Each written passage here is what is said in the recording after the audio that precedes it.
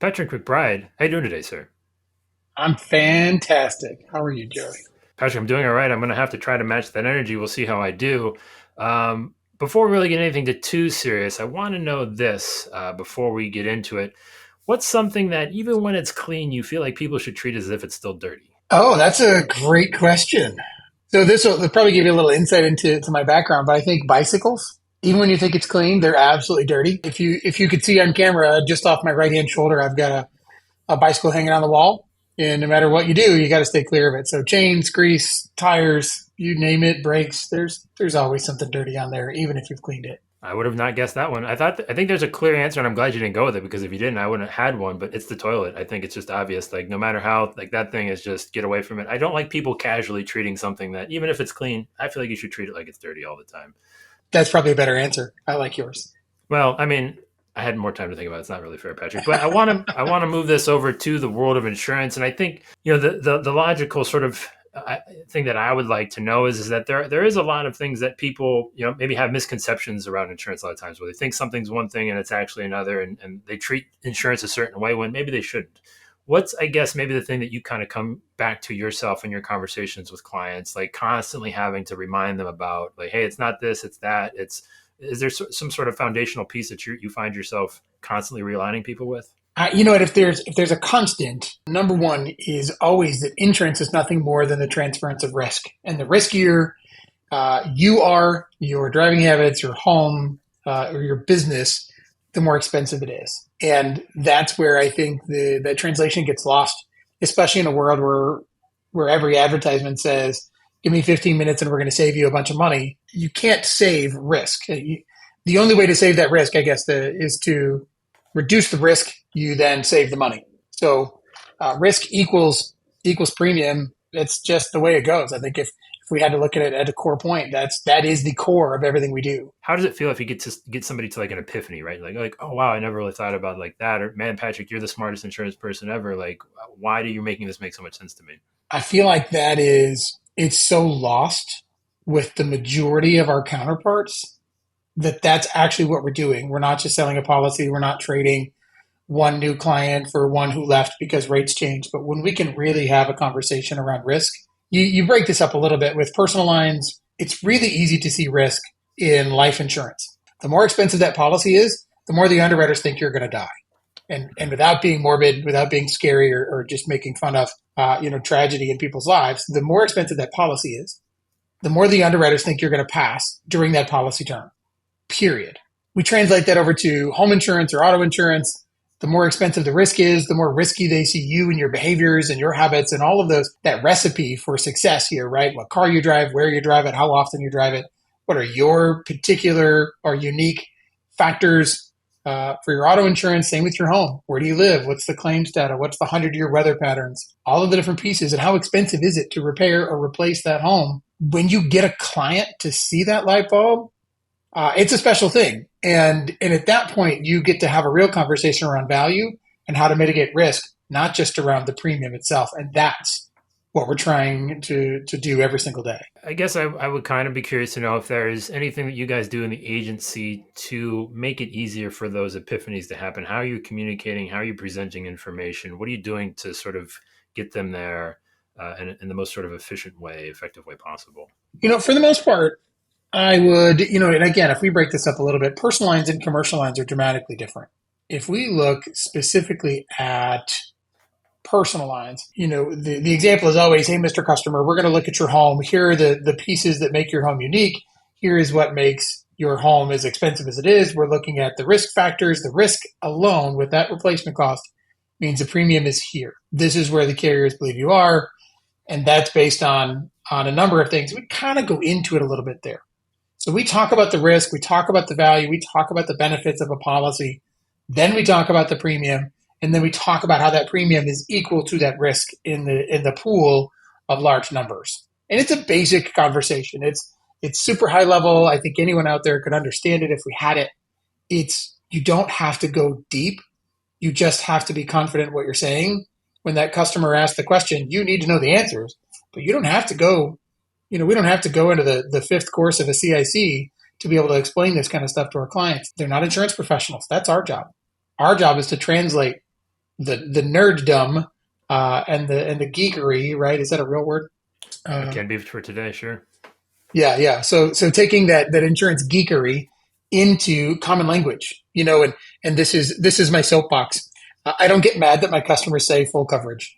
Now we don't use that term out, but that's common vernacular. And if I try to correct or if I'm angry at them, my job is to instruct and educate. But if I correct them, all I've done is I've created a hill that we're going to die on, and it's not worth it. So we speak their language. We talk to them in a very common language and exactly what they want to talk about. Commercial lines, I think, is dramatically different. We talk about risk all the time. That's all commercial lines is. If we can mitigate risk, if we can lower your risk factors, then we end up lowering your total cost of risk and end up lowering your premiums and all of the pieces that go with it. We're gonna spend money on the actual mitigation side, but that's going to offset the premium or future claims. That's a much much easier side to play with, I think. Yeah, I was hoping you took us over to the commercial side and going to that. It's a more matter of fact, right? There's less emotion attached to it because obviously your distance, you're dealing with a business as opposed to your personal sort of risk, right? Um, Right. what are you doing on that side of the business that you strike me as a guy who's paying attention to the industry that knows what's going on? Like where are you trying to push forward to sort of maybe do things a little bit differently that you feel you might have somewhat of an edge on?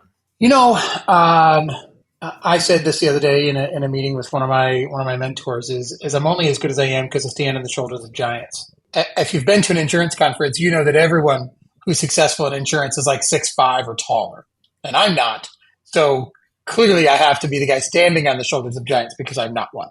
Our uniqueness comes from a mixture of technology and automation and my ADHD brain paired with the strategies that are out there in the industry as far as risk management and deploying the right technologies, deploying the right pieces. Our goal is always centered around risk management. So when we look at our perfect client, whatever that definition is for you, you look at that perfect client, you figure out what that pattern is, what are the repeatable patterns, what are the things that can be not necessarily automated where the fact that I don't have to have the conversation, but automated to remind me to have the conversation because we're going to bring it back to that ADHD part. How do I keep my brain and my tasks focused? Or sometimes that automation and that technology is just, hey, Patrick, quit looking at squirrels and get back to work. Your clients need you here for this minute. And then my attention gets focused back in because I have a task to do. And again, my neurodivergence means I need to check off a task. No matter how long it takes, no matter how hard it is, I'm going to check the task off. I kind of want to dive into like the more specifics of that, and maybe if like you could give an example of maybe those tasks and how you've sort of been able to nudge yourself back on track, or bring something back to the surface that might have otherwise fallen to the wayside. When you started to implement some of these things, and what goes through your mind as you look for ways to identify areas to make these improvements. Our business is focused so long around selling a policy, right? Sell a policy, sell a policy, sell a policy. And for the most part, there's a gap. Not for the most part, there's a gap. There's a gap between agencies, good agencies, and great agencies. I think that we're going to leave out the bad ones. No one wants to talk about the bad ones. We all know they're bad. They could do things different. Move on. So between a regular agency, a good agency, and a great agency, the difference is not just we sold policies. And when you sell the policy, now you have to work on the onboarding and you have to work on introducing your client to a new way of doing things. No matter how you've done it, no matter how similar or dissimilar you are, you have to be able to take everything that's different, break it down into bite-sized chunks. And there's repetition there. We have to get signatures. We have to get payment. We have to get the invoices done. If you're doing any sort of E&S, right, you've got to send the invoice. You've got to receive the invoice. You've got to make sure that the invoice was paid with the carrier. Did your fees get paid? Did that get reconciled, right? Did the policies get created in the AMS? Because those don't download. There's a certain number of things that have to be generated. So understanding the process is always number one.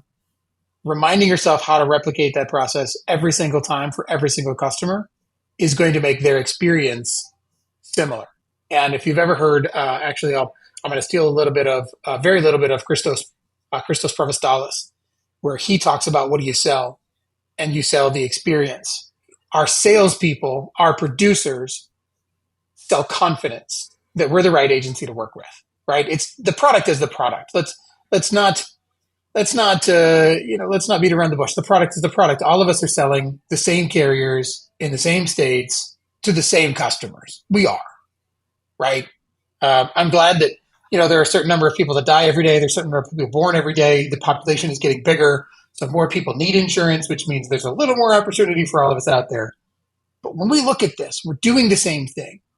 But when I can communicate to my customers exactly what to expect when they move from their existing relationship and an existing way of doing business to our way, when we introduce that in a systematic approach through onboarding is number one. So that the signature documents, again, the introduction to their account managers, the introduction to how to get a policy service, whether that's through the direct email link, our text message line, if you want to go straight through the client hub or mobile app, whatever you want to do, training people that that is the right thing and how to do that is extensive, and making sure that that happens. On a certain level of commercial clients and higher, we kind of break this up by revenue. We actually have specifics that will, we have an onboarding pipeline in our, so we use Agency Zoom. So just to kind of shout out there, I guess. We use Agency Zoom. We have an onboarding pipeline. It's 8 or 9 stages. It goes through it. Again, it's replicatable across the board. When you're done with that 8 or 9 stages, you'll actually kind of go on a pause, kind of in a holding pattern until 45 or 50 days after your policy is effective. And this is our secret sauce, I guess. That 50 days afterwards, we have what's called a post-onboarding pipeline. And this goes from 50 days after effective date until 120 days prior to renewal. And there's different pieces in there. These are all particularly commercial clients, but there's the audit prep. Are we making sure that the first year client is on board with us, that they get a copy of our audit prep documentation? We're not their agent for the previous policies, but we're going to give them documentation on how to be ready for their audit. Whether they've had 1 or 50 or 500, here's what we want you to be aware of. Here's some collateral from us. Here's the audit prep. Here's what to look for. Then we go through and make sure that all the expectations were met with a phone call or a Zoom call that we're going to go through on that side. Did all the documents, did everything we say on the front end match up with your experience so far? How can we be better? What are you looking for over the next 3 to 6 months? How can we make sure that that's done right and well? 6 months in, we have another follow-up. And honestly, Joey, we don't even talk to them about their insurance at that 6 months. We just talk to them about them. How's business? How you growing? How are your people? How are they happy? What'd you guys do for the holidays? Whatever holiday was around, we wanted to get to know them a little better to build that relationship. And then that progresses even in through 100 days prior, letting them know what our process is for renewal and what they can expect based on what we've seen through their account performance over the year. And if we have tasks that they need to do, operations that we've recommended, do this with your safety protocols, your return to work, your whatever you're doing here, we're checking in at that point. And then our renewal campaigns kick in 90 days prior for our commercial clients and 65 days prior for personal lines. So having that process has been kind of outlined, but making sure that we can use technology to keep us on track, right? How do you herd a cat into a bathtub? Carefully, right? Very, very carefully. There's a lot there, and I kind of have a couple questions from there. So I'll try and slow myself down here, Patrick. But I think the first one is, once you get somebody to a certain place, you sort of gather appreciation from them, right? Is there a moment where you sort of hit on consistently throughout that process to where it triggers that appreciation from the client, something that you could sort of pull out and say, listen, if you're looking to boil it down to this core emotion, like that you're trying to get, and somebody else wants to try and replicate that, what's the most thing that stands out to you in terms of what they send back to you? It really is. It's different for everybody. Sometimes it's the way you just answer the phone.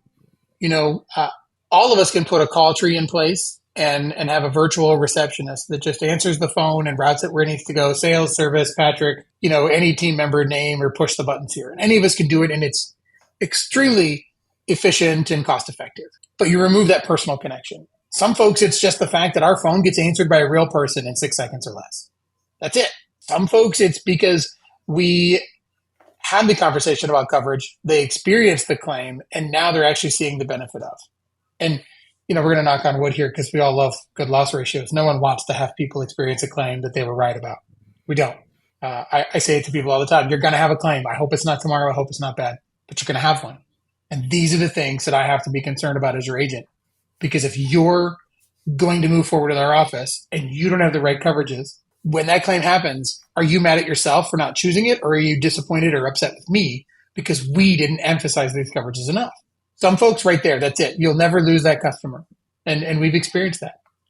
Whether it's a life claim, a fire, an auto claim, it doesn't matter. Some folks is when the work that we've put in on making sure that their commercial risk has gone from, their experience mod has gone from, 1.2 down to 0.95, or even taking folks that are sub one and taking them to, 0.77 or 0.75, just because the practices that we put in place and making them attractive and marketable to the underwriters at renewal. Sometimes it's just that. It's just, wow, what you said worked. The producer's job is to inspire confidence.